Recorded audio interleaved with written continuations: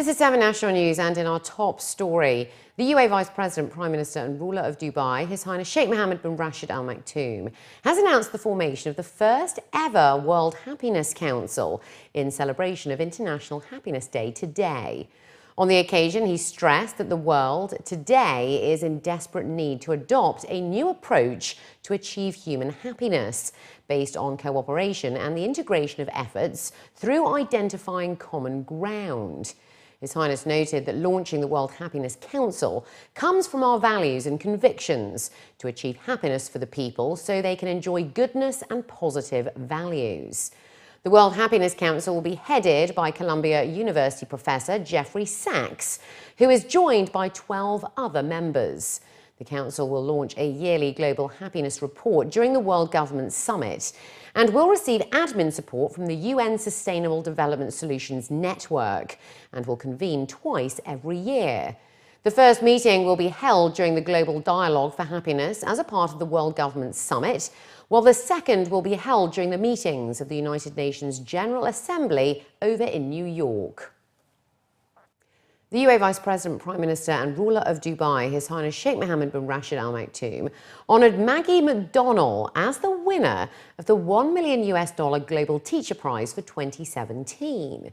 The prize is organised annually by the Varkey Foundation in Dubai and also saw special guest and celebrity adventurist Bear Grylls take to the stage.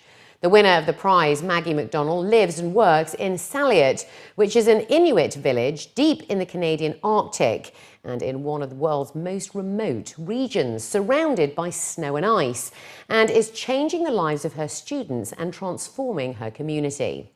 In a televised message, the Canadian Prime Minister Justin Trudeau congratulated Maggie MacDonnell on behalf of all Canadians on her win and also thanked His Highness Sheikh Mohammed for his support to education in the UAE and the world. The ceremony was held at the Atlantis The Palm and was also attended by His Highness Sheikh Mohammed bin Mohammed bin Rashid Al Maktoum, the Crown Prince of Dubai. His Highness Sheikh Ahmed bin Mohammed bin Rashid Al Maktoum, the chairman of the Mohammed bin Rashid Al Maktoum Knowledge Foundation. Irina Bokova, the Director General of the United Nations Educational, Scientific and Cultural Organization. Sunny Varkey, the chairman of the Varkey Foundation, as well as a number of local and international educational figures. It's absolutely overwhelming and thrilling at the same time, and I just want to extend my eternal gratitude to Sheikh Mohammed and Sunny Varkey for creating this fantastic platform. And I hope that whoever is watching takes a moment to thank a special teacher in their lives. For me, I think the best way of teaching students is to develop a connection with them.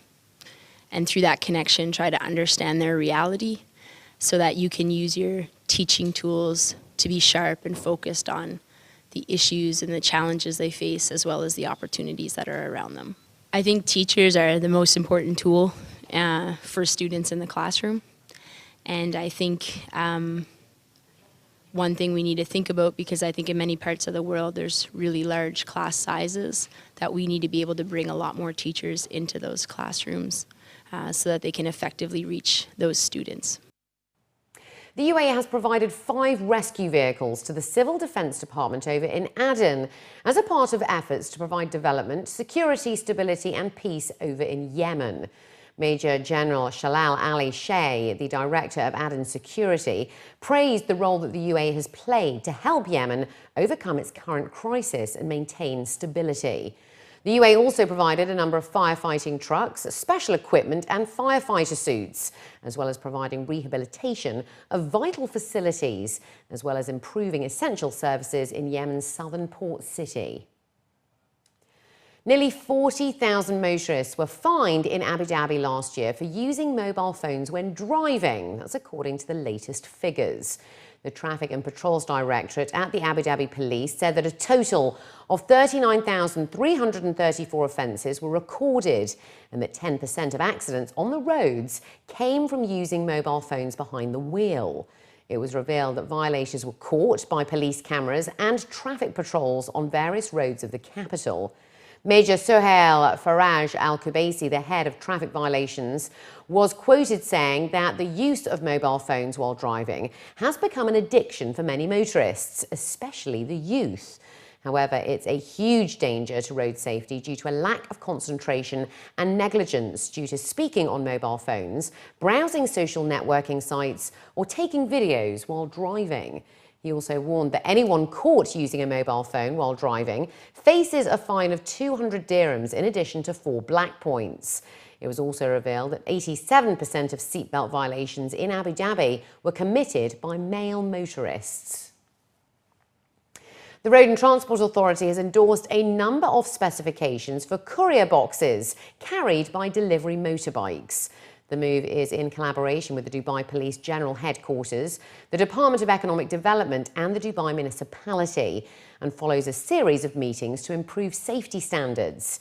The new rules will come into effect from June the 6th this year, and licensed motorbikes that are currently in operation will be given a grace period in order to adapt to the new conditions up to the 6th of March 2018.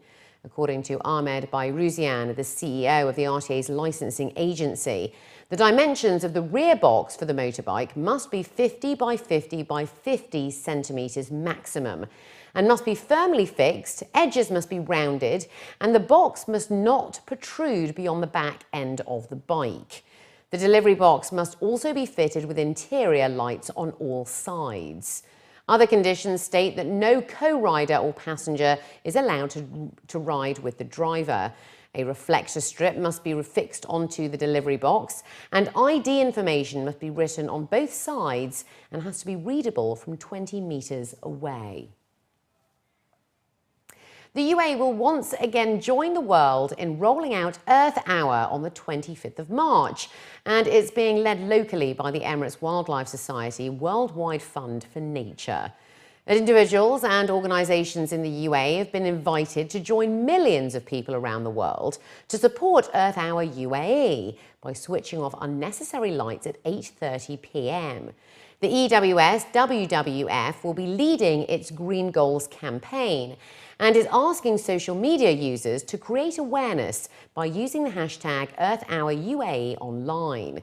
The Dubai Electricity and Water Authority will host a festival at Bay Avenue Park in Business Bay from 4 p.m. onwards, where the Burj Khalifa will switch off its lights and also participate in Earth Hour Walk. The Environment and Protected Areas Authority will also host a public event starting from 5:30 p.m. on the Al Majaz waterfront, while other events include a presentation focusing on environmental awareness, a bicycle ride, a wall painting of the Earth Hour logo, along with competitions and workshops. Other organisations marking Earth Hour include the Sheikh Zayed Grand Mosque over in Abu Dhabi, HSBC, the Environment Friends Society, the Jam Jar Dubai and Sustainable City, among others. And finally, looking to other news, the Du football champions crowned the 2016-2017 season winners of the UAE Schools and Streets Cup in front of a crowd of 10,000 supporters and spectators at Dubai Mall. The duFC is the nation's only international scouting platform in the Middle East. And the finals were attended by His Excellency Ibrahim Abdul Malik, the General Secretary of the General Authority of Youth and Sports Welfare, Mr. Marwan bin Galita, the President of the UAE Football Association, His Excellency Mohammed Salem Al Daheri, the Executive Director of School Operations at Abu Dhabi Education Council, Mr. Osman Sultan, the CEO of Du, and Fernando Sanz, the La Liga General Director. The nation's final 8 teams gave it their all, culminating duFC's UAE Schools and Streets Cup 6-month journey that has brought together over 7,000 players from the UAE, with over 3,864 goals and 1,060 games played across Abu Dhabi, Al Ain, Dubai and Sharjah. One of the final highlights was an excitement-filled exhibition match, recreating the famed Clásico face-off between former FC Barcelona captain Charles Puyol, playing with half of the Du La Liga HPC team, and former Real Madrid captain Michael Salgado playing with the other half, resulting in Puyol's team again beating Salgado's team 2-0, which was reminiscent of their last match in La Liga.